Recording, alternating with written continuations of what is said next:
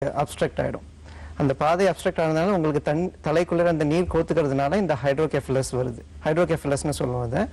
இதை சர்ஜரி பண்ணாதான் உங்களுக்கு அந்த வேற ஒரு பாதை அமைக்க வேண்டியதாக இருக்கும். ஏன்னா அந்த பாதை அப்ஸ்ட்ரக்ட் ஆனதுனால சர்ஜரி பண்ணி அவங்க வேற ஒரு பாதை ஷண்ட் ஆப்ரேஷன் அப்படின்வாங்க, அதை பண்ணி உங்களுக்கு இப்போ பண்ணியிருக்காங்க. இது நீங்கள் ஒன்ஸ் ஷண்ட் போட்டிங்கன்னா உங்களுக்கு தலையில் இருக்கும் அந்த வீக்கம் இதை அதிகமாகாமல் இருக்கும். அது இன்னும் அப்படியே கொஞ்சம் கொஞ்சமாக கம்மியாகிட்டு வரும். அந்த ஷண்ட் கேர் தான் இப்போ இம்பார்ட்டன்ட். ஒன்ஸ் அவங்க ஷண்ட் ஆப்ரேஷன் பண்ணிட்டாங்க, அந்த ஷண்ட் நீங்கள் மெயின்டைன் பண்ணிகிட்டே இருக்கணும். ஃப்ரீக்வெண்ட்டாக டாக்டர்ஸ் கிட்ட நீங்கள் விசிட் போகணும். ஏன்னா அவங்க இந்த தலையோட சுற்றளவு பெருசாகுதா, அந்த ஷண்ட் வேலை செய்யுதா இல்லையா அப்படின்றத அவங்க பார்த்துட்டு இருப்பாங்க. இதுக்கப்புறம் குழந்தையோட டெவலப்மெண்ட் எப்படி இருக்குன்றது இந்த வயதிலேயே நம்மளால் சொல்ல முடியாது. வயது ஆக ஆக தான் நமக்கு தெரிய வரும். அவங்க நார்மலாக பிஹேவ் பண்ணுறாங்களா இல்லாட்டி டெவலப்மெண்ட்டில் ஏதாவது பிரச்சனைகள் வருகிறதா என்று. அதனால நீங்கள் ஃப்ரீக்வெண்ட் விசிட்ஸ் அவங்க டாக்டரை பார்த்துட்டு இருங்க. அந்த ஷண்ட் வேலை செய்தால் இந்த நீர் தேக்கம்ன்றது இல்லாம இருக்கும். சோ உங்களோட சர்ஜன் அண்ட் பீடியாட்ரிஷியன் நீங்க தொடர்ந்து ஃபாலோ அப்ல இருக்கிறது பெட்டர் அப்படிங்கிற ஒரு ஆலோசனை டாக்டர் உங்களுக்காக கொடுத்திருந்தாங்க. வணக்கம், சொல்லுங்க, யார் பேசுறீங்க? வணக்கம்ங்க, லைன்ல இருக்கீங்க, பேசலாம்.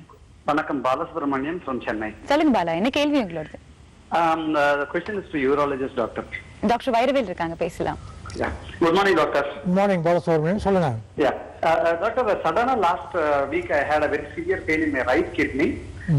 Odane I immediately took a CT scan based on advice from the nearest doctor. Okay. So 7 mm stone recurrence they told me. Okay.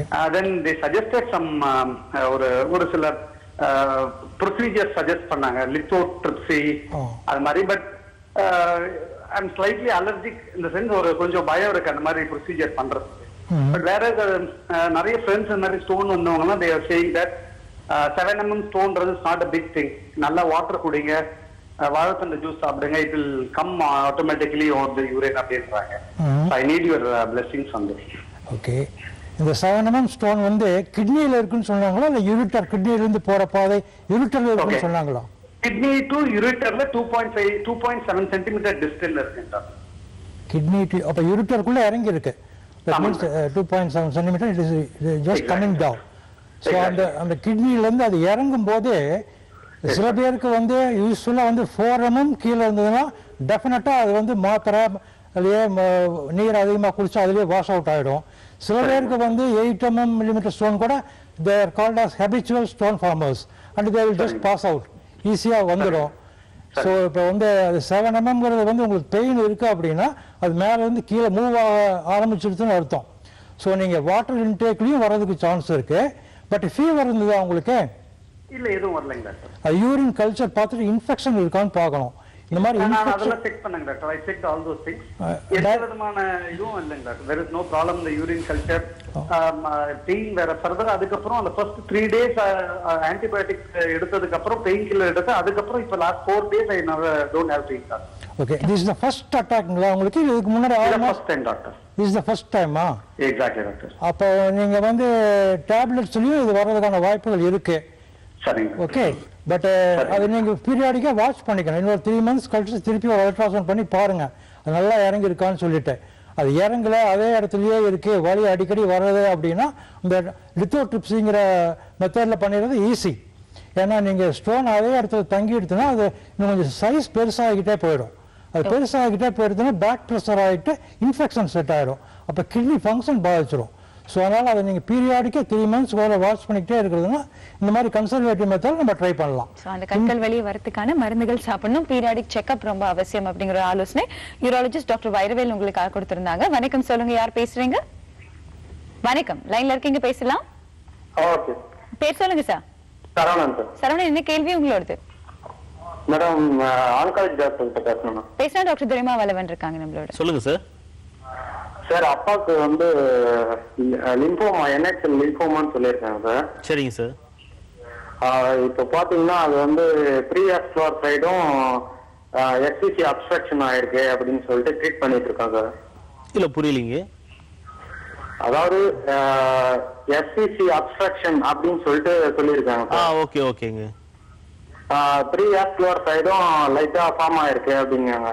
சரிங்க. இப்போ அதுக்கு கீமோதெரபி பண்ணிட்டு இருக்கோம் சார். இப்போ அதாவது கியூர் ஆயிடுமா என்ன ஏதுன்னு கேட்டுக்கலாம் சார். அப்பாவுக்கு என்ன வயசுங்க? 48 சார். என்ன டைப்னு சொன்னாங்களே, சப் டைப் ஒன்று சொல்லியிருப்பாங்களே? ஆமா sir, T-cell type sir. T-cell type. T-cell lymphoblastic லிம்போமான்னு சொல்லியிருக்காங்களா இல்லைன்னா அனபிளாஸ்டிக் T-cell லிம்போமான்னு சொல்லியிருக்காங்களா? NHL மட்டும்தான் சார். அது தெரியல. சரிங்க, ஓகேங்க. அதாவது T-cell டைப் வந்து கொஞ்சம் அக்ரெசிவ் டைப்புங்க.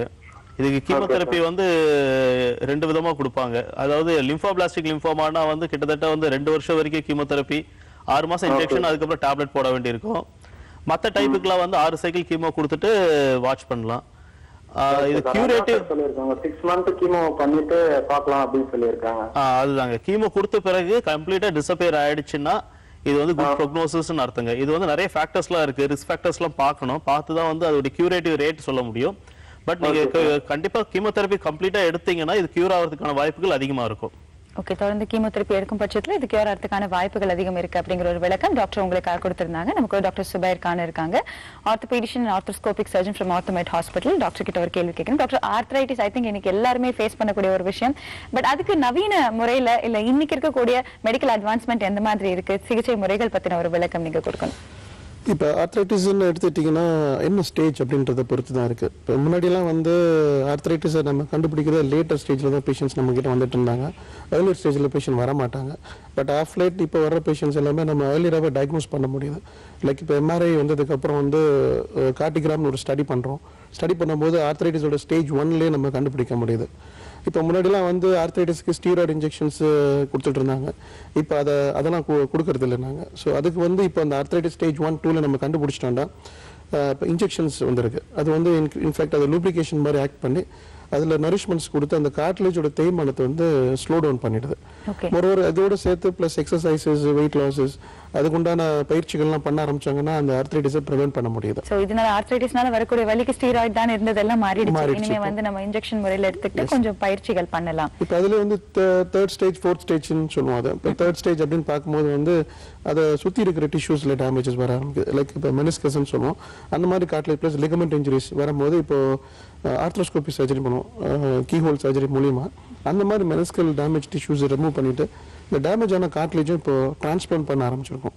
ஸோ தட் அது வழியாகவும் நம்ம வந்து ஆர்த்ரைட்டிஸை தடுக்க முடியாது. ஓகே, ஆர்த்ரைட்டிஸ்க்கு இன்னைக்கு இருக்கக்கூடிய மருத்துவ முறையில் இருக்கக்கூடிய நவீன சிகிச்சை முறைகள் என்ன அப்படிங்கிற ஒரு விளக்கம் டாக்டர் சுபைர் கான் உங்களுக்காக கொடுத்திருந்தாங்க. இது போன்ற ஆரோக்கியம் குறித்த அத்தனை சந்தேகங்களையுமே உங்களோட வீட்டு வரவேற்பறையிலிருந்து நம்மளோட நேரலை நிகழ்ச்சிக்கு நீங்க கால் பண்ணி கேட்கலாம். இது 6 டாக்டர்கள் 1008 கேள்விகள். ஒரு சிறிய இடைவேளைக்கு பிறகு சந்திக்கலாம்.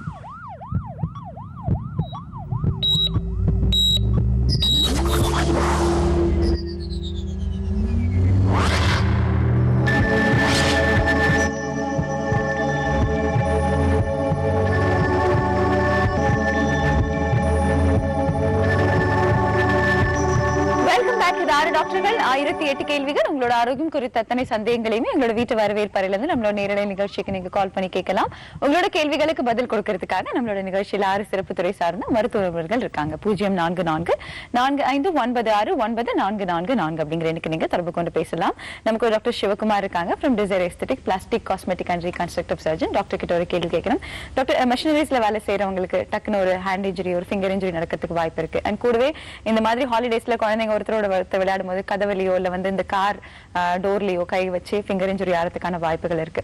சோ இந்த மாதிரி இன்ஜுரி நடந்துருச்சு அப்படின்னா முதல்ல நாம என்ன பண்ணணும், அதை பத்தின ஒரு விளக்கம் கொடுங்க டாக்டர். கைகளில் அடிபடுறது ரொம்ப காமன்.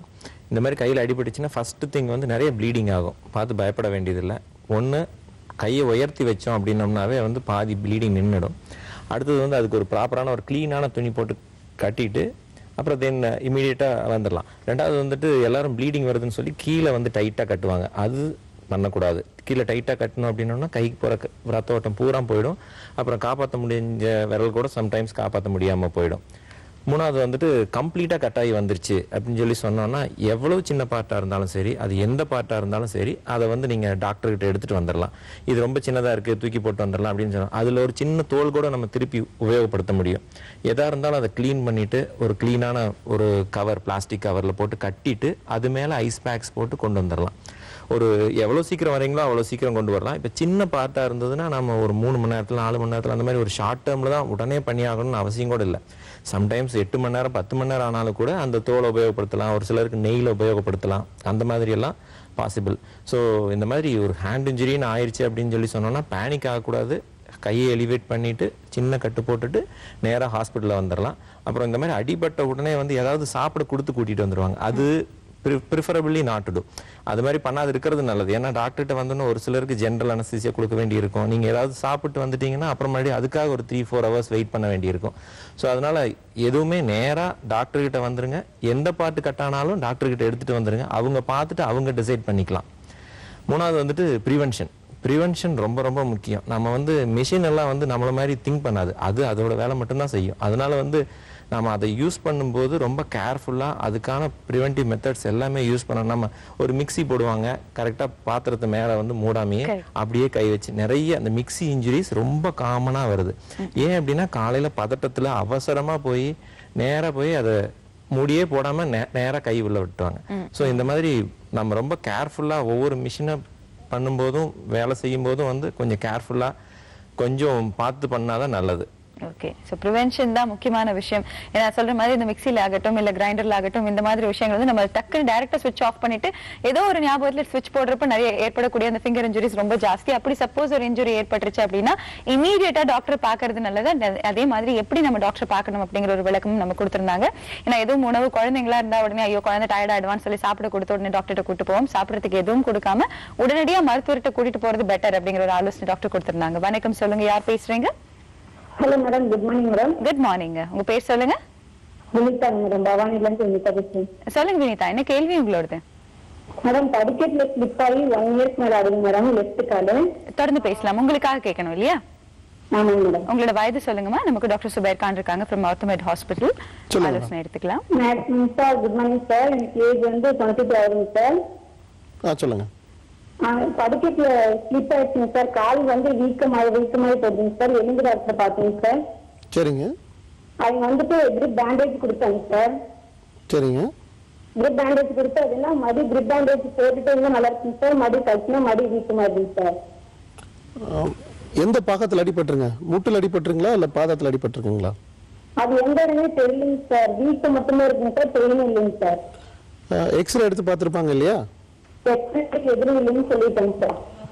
ஃபர்தராக அப்போ வந்து வீக்கம் தொடர்ந்து இருந்துகிட்டே இருக்கு, ட்ரீட்மெண்ட் எடுத்துட்டு குறையவே இல்லைன்னா நீங்கள் ஒரு எம்ஆர்ஐ ஸ்கேன் பண்ண வேண்டியது அவசியங்க. சில நேரம் எலும்புல அடிபடாமல் வந்து ஜவ்வு நார்கள் அடிபட்டிருந்தா கூட இந்த மாதிரி இருக்கலாம். அந்த மாதிரி ஜவ்வில் அடிபட்டுட்டு அதை கரெக்டாக அந்த டைமில் உரிய நேரத்தில் பார்க்காம விட்டுட்டோம்னா பின்னாடி அதனால பக்க விளைவுகள் இல்லை பாதிப்புகள் வரலாங்க. ஸோ இன்கேஸ் அந்த நீங்கள் எக்ஸ்ரே எடுத்துட்டு இல்லை ட்ரீட்மெண்ட் எடுத்துட்டு 2 வாரத்துக்கு மேலே வலி தொடர்ந்து இருக்கு அப்படின்னா எம்ஆர்ஐ ஸ்கேன் பண்ண வேண்டியது அவசியங்க. ஓகே, ஒரு எம்ஆர்ஐ ஸ்கேன் பண்ணி பார்த்துட்டு நல்லது அப்படிங்கிற ஒரு விளக்கம் டாக்டர் உங்களுக்காக கொடுத்திருந்தாங்க. வணக்கம், சொல்லுங்க, யார் பேசுறீங்க? வணக்கம்ங்க, லைன்ல இருக்கீங்க, பேசலாம். ஹலோ மேடம், நான் வந்துட்டு இந்த பிளாஸ்டிக் சர்ஜரி பத்தி கேட்கணுங்க. தாராளமா பேசலாம். டாக்டர் சிவகுமார் இருக்காங்க, டிசைர் எஸ்தெட்டிக்ஸ்ல இருந்து. Okay ma'am. வணக்கம், சொல்லுங்க சார். வணக்கம் சார். சார், எங்க அம்மாவுக்கு பாத்தீங்கன்னா கொஞ்சம் அப்நார்மல் வெயிட்டா இருக்கு. எதனாலன்னா அந்த வயிற்றுல குழந்தை பிறந்ததுக்கான கொழுப்பு கட்டிகள் இருக்கும் இல்லைங்களா? ஆமா, அதனாலங்க சார். இப்ப அதை பிளாஸ்டிக் சர்ஜரி பண்ணலாம்னு சொல்லிட்டு எங்க ரிலேஷன்ஸ் எல்லாம் கொஞ்சம் சொன்னாங்க.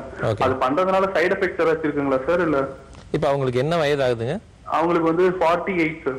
48. அவங்களுக்கு வேற டயபெட்டிஸ், ஹைப்பர் டென்ஷன் அந்த மாதிரி வேற ஏதாவது தொந்தரவு இருக்குங்களா? லோ பிரஷர் மட்டும் இருக்குங்க சார். லோ பிரஷர் மட்டும் இருக்கு. இப்போ அவங்களுக்கு வயிறு மட்டும் தான் பெருசா இருக்குது இல்லைங்களா? வயிறு வந்துட்டு அந்த கொழுப்பு கட்டிகள்னால வெயிட் அதிகமா இருக்கு சார். அதனால வந்துட்டு அவங்களால கொஞ்சம் நடக்க முடியலைங்க சார். கால் வந்து கொஞ்சம் பெண்டா இருக்கு. ஓகே, இந்த மாதிரி இருந்துச்சு அப்படின்னோன்னா, வயிறு மட்டும் பெருசா இருந்தது அப்படின்னா, ரொம்ப வெயிட் அதிகமா இருந்தது அப்படின்னோன்னா அவங்களுக்கு இந்த மாதிரி முட்டு வலி வர்றது, பேக் பெயின் வர்றது அதெல்லாம் பாசிபிள் தான். அந்த மாதிரி ஆமா, அந்த மாதிரி எல்லாம் வந்துச்சு அப்படின்னா நம்ம முதல்ல பேசிக்கா எல்லா டெஸ்ட் எல்லாம் பண்ணி பார்க்கணும். Including ultrasound abdomen. அந்த ஃபேட் டெபாசிஷன் வந்து ஸ்கின்னுக்கு கீழே தான் இருக்கா இல்ல வயிற்றுக்கு உள்ள இருக்கா அப்படிங்கறது பார்க்கணும். மோஸ்ட் ஆஃப் அந்த பிரெக்னன்ட் ஆன கொஞ்சம் இந்த இருக்கிறவங்களுக்கு எல்லாத்துக்கும் வந்து தோலுக்கு கீழே, அதாவது வயிற்றுல வந்து நிறைய ஃபேட் இருக்கும். அந்த இது வந்து ஹேங் ஆயிட்டு இருக்கும். அந்த மாதிரி இருந்துச்சு அப்படின்னா இதை வந்து ஆப்ரேஷன் பண்ணி சர்ஜரி மூலம் நீக்கலாம். நீக்கிறது அப்படின்னா வந்து இந்த அப்டாமினோபிளாஸ்டி, டம்மி டக் அப்படின்னு சொல்லுவாங்க.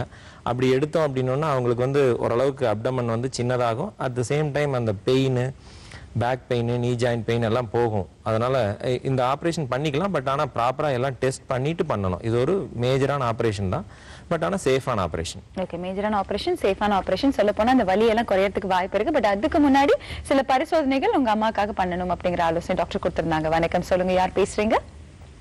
ஹலோ, நான் வாணிஸ்ரீ பேசுறேன் மேடம். சொல்லுங்க வாணி, என்ன கேள்வி உங்களோடது? எனக்கு வந்து இந்த உடம்புல வந்து கால் மூட்டுல வந்து வீல் வண்டியில வண்டி வந்து பேசலாம். ஓகே, நீங்க என்ன பண்ணணும்னா இந்த டிவி வால்யூம் கம்மி பண்ணணும். டிவி பாக்குறதுனால தான் இவ்வளவு குழப்பம் உங்களுக்கு ஏற்படுது. டாக்டர் சுபைர் கான் இருக்காங்க ஆர்த்தோமேட் ஹாஸ்பிட்டல்ஸ்ல இருந்து, உங்களுக்கான ஆலோசனை கொடுப்பாங்க. தொடர்ந்து பேசுங்க. சொல்லுங்கம்மா. வணக்கம் டாக்டர். வணக்கம். அந்த வீல் வந்து என் கால் மூட்டுல வந்து பின்னாடி வந்து இடிச்சிருச்சுங்க டாக்டர். சரிங்க. அதனால எனக்கு வந்து கால் வந்து ரொம்ப ஸ்டிஃபா இருக்கு. அடிபட்டு எத்தனை நாள் ஆச்சுங்க? அடிபட்டு ஒரு 3 நாள் ஆகுதுங்க டாக்டர். எனக்கு மெடிசன் கலையிலும் கால் தான் கொடுத்துருக்காங்க, தானா சரியாயிடும்னு சொன்னாங்க. ஆனாலும் இருந்தாலும் அந்த ஸ்டிஃப்னஸ் குறையவே இல்லை எனக்கு. உங்களால நடக்க முடியுதுங்களா? நடக்கலாம் முடியுதுங்க டாக்டர். வீக்கம் இருக்குங்களா மூட்டுல? வீக்கம் கிடையாது. எக்ஸ்ரே எடுத்து பார்த்தாங்களா? எக்ஸ்ரே நார்மல் தான் இருக்குன்னு சொல்றாங்க. இப்போ பொதுவாக இந்த மாதிரி அடிபட்டு 3 நாள் வந்து ஸ்டிஃபா இருக்கு அப்படின்னா வந்து உள்ள வந்து மெனிஸ்கஸ் அப்படின்னு சொல்லுவோம், ஒரு டிஷ்யூ, அதுல அடிபடுறதுக்கு வாய்ப்பு இருக்கு. ரெண்டாவது பாத்தீங்கன்னா சதைகள்ல பிடிப்பு இருக்கலாம், சுத்தி இருக்கிற மசில்ஸ்ல பிடிப்பு இருக்கலாம். இன்னொரு 2ல இருந்து 3 நாள் நீங்க வெயிட் பண்ணி பார்க்கலாம், ஏன்னா அது எமர்ஜென்சி கிடையாது. அதை மீறிட்டு தொடர்ந்து வலி இருக்கு அப்படிங்கும் போது வந்து நீங்க ஒரு ஸ்கேன் பண்ண வேண்டியது அவசியம். அந்த மீன்வெயில் நீங்க அது வரைக்கும் வந்து ஐஸ் ஒத்தடம், தட் இஸ் ஐஸ் ஒத்தடமோ ரெஸ்ட்டும் கொடுத்தீங்கன்னா பொதுவாக அந்த வலியும் வீக்கமும் கம்மியாயிடும். பிளஸ் அந்த மடக்க வர்றதுக்கு வாய்ப்பு இருக்குங்க. ஸோ ஒரு 2-3 நாள் நீங்க வெயிட் பண்ணி பார்க்கலாம். மேற்கொண்டு வலி அதிகமா இருக்கும் பட்சத்துல ஸ்கேன் பண்ணி பார்க்கலாம் அப்படிங்கிற ஆலோசனை டாக்டர் உங்களுக்காக கொடுத்திருந்தாங்க. வணக்கம், சொல்லுங்க, யார் பேசுறீங்க?